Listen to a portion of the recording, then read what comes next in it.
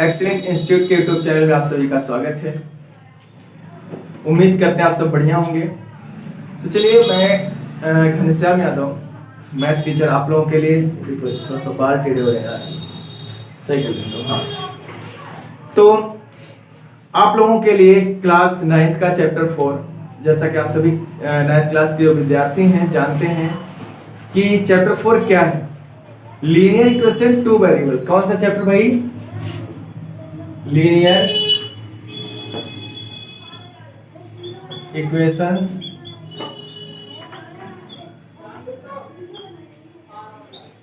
Two variable.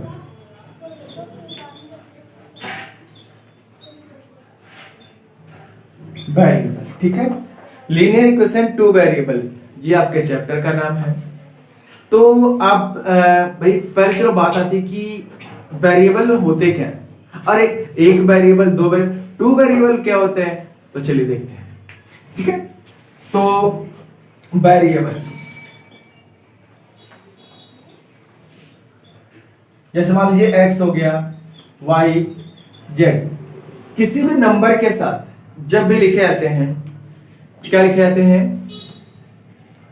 हाँ, तो ये जो होते हैं वेरिएबल होते हैं।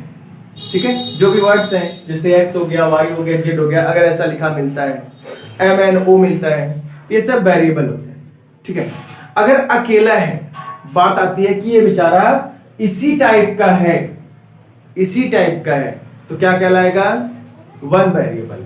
अगर ओनली x है, पूरे में x है, पूरे में y है, पूरे में z है, तो पूरी इक्वेशन में बात x की होती है। किसकी होती है? x की। हाँ, सही पकड़ रहे हैं आप लोग। ठीक है, x की बात होती है, तो क्या होता है भाई? One variable.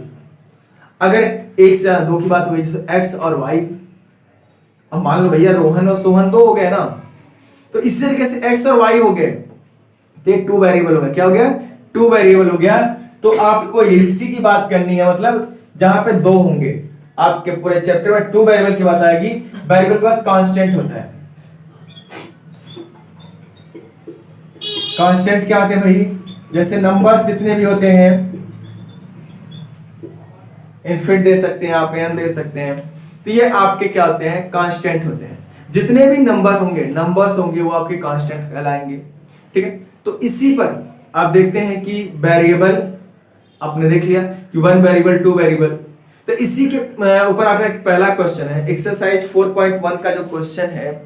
चलिए, कांस्टेंट और वेरिएबल समझ गए। ठीक है, आगे बढ़ा जाए। हमारा जो क्वेश्चन है भाई, कि एक नोटबुक है।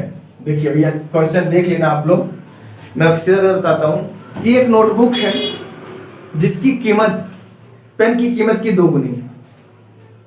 एक पेन है, एक पेन है, उसका कीमत नोटबुक की कीमत का 2 गुना है। एक्सरसाइज जो आपका 4.1 है, क्वेश्चन नंबर 1। तो let the cost of pen be x and, ये ले लीजिए, एंड कॉस्ट ऑफ नोटबुक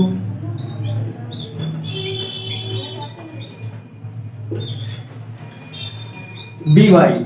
चलिए, वन वेरिएबल की बात नहीं है, टू वेरिएबल, तो दोनों वेरिएबल हमने ले लिए x और y। ठीक है, अब x और y हमने ले लिया। अब कंडीशन क्या है भैया? अकॉर्डिंग टू क्वेश्चन कंडीशन क्या कहती है कि जो पेन की कीमत है, क्या है? पेन की कीमत या नोटबुक की कीमत, पेन की कीमत जो है वो नोटबुक के 2 गुने के बराबर है। ऐसा है? नहीं, एक जो नोटबुक है, नोटबुक महंगी है और पेन सस्ता है।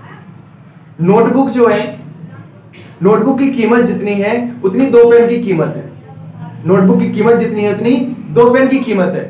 आप समझ गए होंगे क्या कहना चाह रहे हैं।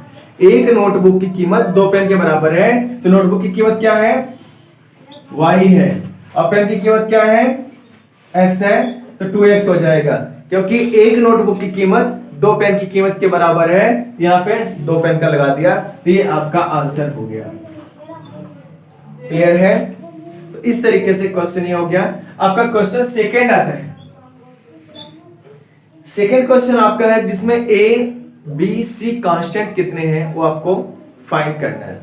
तो यहाँ पे एक 2 वेरिएबल की इक्वेशन होती है। तो आपका इक्वेशन दिया, क्वेश्चन नंबर 1 दिया गया है आपका 2x प्लस 3y इक्वल 9.35 बार है। तो हमारे पास एक बेसिक इक्वेशन हमारे पास है। तो उस बेसिक इक्वेशन क्या भैया, 2 वेरिएबल की, तो ax plus by equal c plus c equal 0। ये जो इक्वेशन है, ये कौन सी इक्वेशन है, ये वाली इसको ले लें आपसे। इस इक्वेशन पर ये हमारी होती है 2 वेरिएबल, इक्वेशन 2 वेरिएबल की होती है। इसी के फॉर्म में इसको भी कन्वर्ट करना है। क्या करना भाई, ये जो इक्वेशन दिख रही है आपको, ये वाली इक्वेशन, इसी के जैसा इसको भी करना है। कैसे करोगे, ये तो देखो ये भाई इधर है, ये इधर भगा हुआ है, इसको इधर ले लो। तो 2x प्लस 3y माइनस का 9.35 बार। अब इनको कंपेयर कर दीजिए, x का y के साथ, और तो इसका कंपेयर करेंगे, ax इक्वल 2x, देख रहे हैं आप इसको, ax इक्वल 2x क्या हो जाएगा, a इक्वल 2, x कैंसिल हो जाएगा, इसको नहीं लगाना है, तो आपको समझाने के लिए था, ठीक है। सेम b के लिए, by इक्वल, y से y cancel, b equal 3। Then c के लिए करेंगे, तो c इक्वल, माइनस है, माइनस का साइन आएगा 9.35 बार। तो इस तरीके से क्वेश्चन नंबर सेकंड के जितने भी पार्ट्स हैं, a b c की आपको वैल्यू निकाल लेनी है। कैसे करना, पहले इस बेसिक इक्वेशन के फॉर्म में पहले उसको कन्वर्ट कर लेना है। अगर इस बेसिक इक्वेशन के फॉर्म में आप कन्वर्ट नहीं करेंगे तो आपसे सॉल्व नहीं होगा, गलत हो जाएगा। तो बेसिक इक्वेशन के फॉर्म में करके उसको सॉल्व करेंगे। किसी प्रकार का डाउट होता है इस एक्सरसाइज से या इस क्वेश्चन में, तो आप कमेंट सेक्शन में कमेंट जरूर करें, आपको पूरी मदद की जाएगी।